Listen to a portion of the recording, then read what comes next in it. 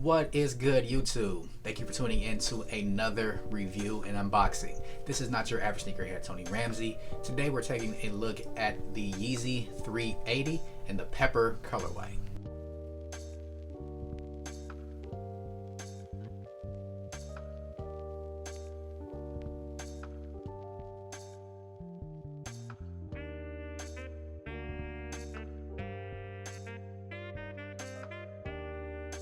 Now, before we jump into the review, if you are not subscribed to the channel, please do so now.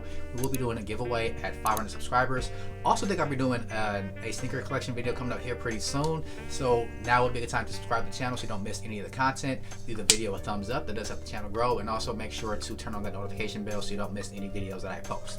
So without any further delay, let's go ahead and get into this box right here. Now, the Yeezy 380 Pepper actually releases, I believe, on September 18th. I picked these up a little bit early. They did release overseas at some European retailers. I actually got these from a store called Stress in Norway. These came out last weekend, so I got these on September 11th. You can see that there. So this is where this did come from. Actually was surprised to let these go a little bit early. They had a raffle, was able to grab these. I had to wake up at 2 o'clock in the morning to grab these, but was able to grab them. It was a pretty easy pickup. And honestly, these are still sitting overseas. If you did want to grab a pair early, you wouldn't have any problem picking those up. Shipping is a little bit much, but if you did really want these, you can grab these anytime you want to right now.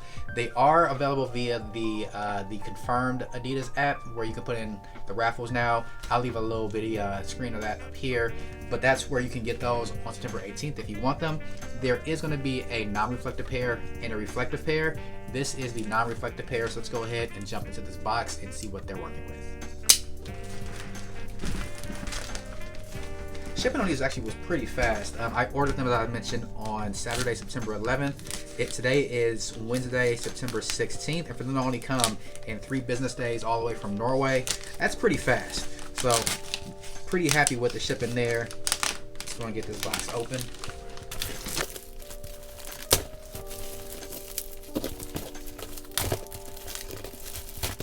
Shout out to Stress too. They packed this really, really well, considering that it's coming all the way from over there.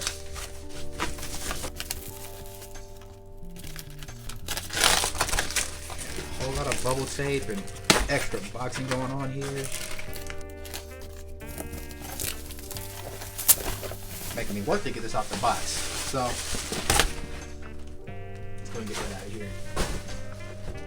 Alright, so here you have it. This is the box for the Yeezy 380 Pepper. So standard Yeezy cardboard box there, nothing out the ordinary.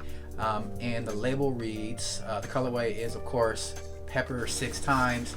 That's how Yeezy does their boxes and their labels. And you can see this did come from Stress over there in the corner, where that label right there is.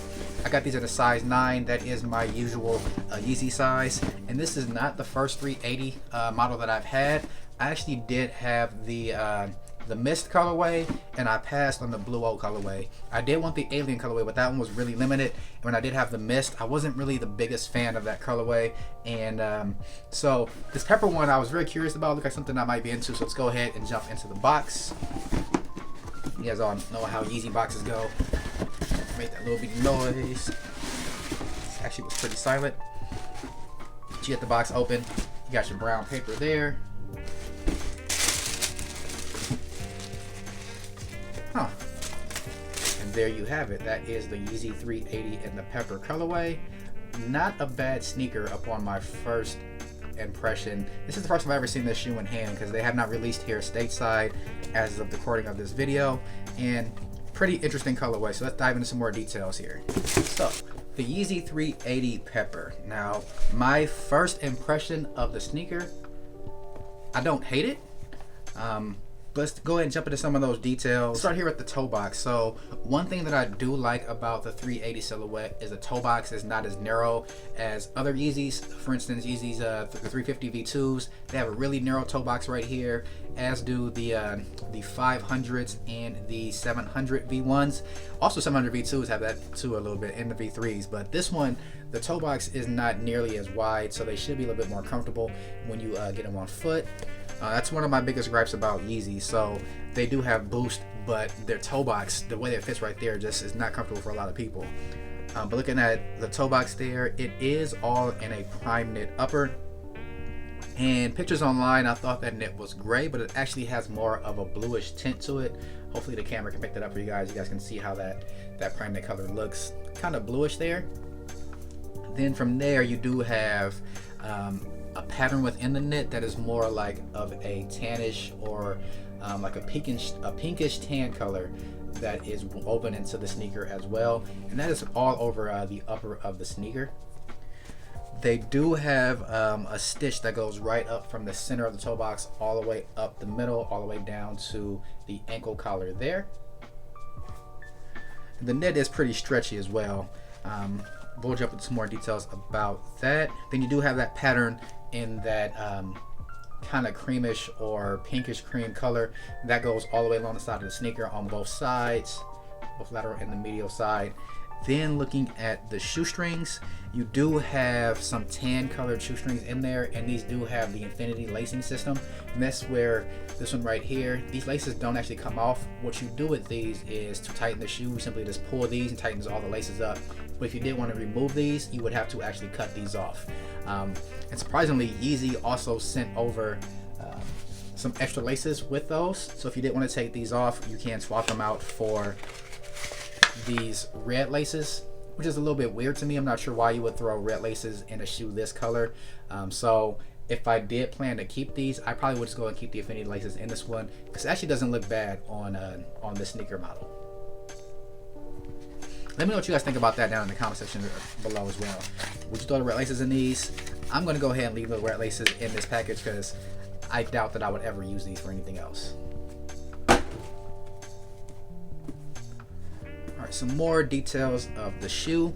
So to get into the sneaker, you just currently stretch this part right here out, slide your foot right in. They do fit pretty snug on your foot, so the laces system having infinity laces probably won't be that big of a deal. I think these have a pretty good fit to them in terms of how 380s go. Then looking at the midsole, this part is really interesting. So these do have boost cushioning for the outsole. You guys can see that at the bottom of the shoe. And usually you would be able to see the boost through this translucent color midsole, but on this one, that looks like it's kind of grayed out under the midsole. So I don't know if they actually dyed the boost, or that's another material that's on top of there to cage everything in. I have no idea, but it actually looks kind of cool. And I think that's pretty much where they get the whole Pepper colorway name from, because that is the only thing that's actually dark on the shoe. Everything else on the shoe is pretty earth tone, very light. Actually, is a pretty good fall colorway. The only thing that throws me off is this little orange stripe right there. I wish that was more of a different color, because on the medial side, that is actually done in cream, and I like that cream color so much better than this organic looking orange one right here. You can also lace up the shoes a little bit differently if you have laces in there that can come out, of course, with using these other holes. I wouldn't recommend doing it. I'll keep this just pretty much as is, because I think it looks pretty clean the way that it is. Another note too is that these holes on the side of the shoe, you can actually see right through them. So if you wear colorful socks, you would be able to see those through the shoe to give the shoe a little bit more character and make the style a little bit more your own. Looking at the outsole, the traction pattern, you guys can see that it's also a pretty organic pattern, and it's kind of wavy with some cutouts there for the boost to stretch and expand. Again, I think that these are really comfortable, and this is arguably probably one of the most comfortable Yeezy silhouettes thus far. My favorite silhouette in terms of comfort would be the 500s. I even like the 500 highs. I think that those are extremely comfortable and very underrated sneaker. But from there, I probably would go with the 700 V1s. Then I will put these right there along with them. To me, the 350 V2s are probably like the least comfortable Yeezy model, mainly because of that whole toe box fit right there. But these actually are pretty comfortable to get them on foot. Let's take a look at the insole. So they do have some paper in there, flip to the side. And the insole does come right out. And the insole is done in a little bit of a peaches or orangish color. And it does have the Yeezy and Adidas branding at the heel of the insole, and that is the bottom of the insole if you guys want to see that for any kind of legit check purposes, if you want to reference back to this video later on. Now with sizing for Yeezys, I typically always go up a half size of my Yeezys. I wear an 8.5 normally, but in Yeezy sneakers all the way across the board, I tend to go up to a size 9, and these I would do the exact same with. I could have actually gone true to size with these because the toe box is a little bit wider, but I think wearing these in a size 9 actually gives me the perfect fit to where I have enough of, they're tight enough around my foot, and they're also pretty comfortable for walking around in all day. So I would recommend going up half a size in this 380 colorway. Now lastly, let's talk about the value for this sneaker. So right now on the secondary market, these are going for pretty close to retail. As I mentioned, you can find these sitting at some overseas retailers already. I'm not sure if that's going to change once they have their US release on the Adidas Confirm that people aren't able to hit on the raffles. Will they go back try to pick these up on overseas retailers? I'm not sure. These do retail for $230, so slightly more expensive than the Yeezy 350 V2, but not terribly expensive. So if you really did want these, you shouldn't have a problem getting these for very close to retail. I don't think these actually have a ton of value down the line either, so this would be something I would recommend picking up more for a personal sneaker rather than something that you would want to invest in, because I think they're going to have a ton of pairs of these and they're probably going to always go right around retail. I think the most they'll probably go up to is maybe about like $250 or so, which isn't that bad for a Yeezy sneaker in 2020. But yeah, those are most of the major details about the Yeezy 380 and the Pepper colorway. So let's go ahead and get these guys on foot. They're already laced up and let you guys know how they look.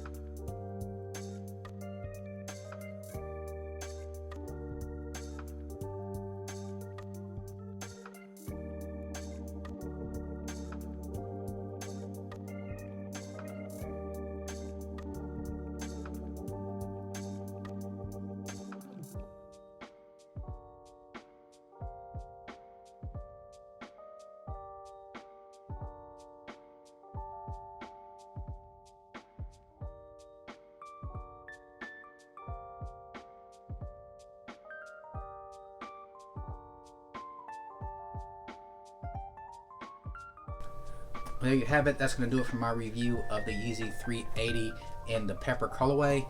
Let me know what you guys think about this model, silhouette, and colorway in the comment section down below. Overall, online when I saw them, honestly, I just got these just to pretty much look at them, give you guys a quick review of them, and I was planning to let these go. But now I think I might actually keep these because they're actually really comfortable. They feel like slippers when you have them on foot, and this colorway is, to me, a lot more appealing than some of the other ones that have come out for the 380 so far. So I might keep this one around for a little while, see if I can work this into my rotation and maybe get some good fits together with this sneaker. So for me, this is going to be a keep, but I can see why most people probably would not want to keep this sneaker because it doesn't have a ton of resale value, number one. And number two, there isn't really anything spectacular about it, just an average Yeezy sneaker. But again, that's going to do it for my review of the Yeezy 380 and the Pepper colorway. Please make sure to like, comment, and subscribe down below. And I'll catch you guys on my next review. Peace.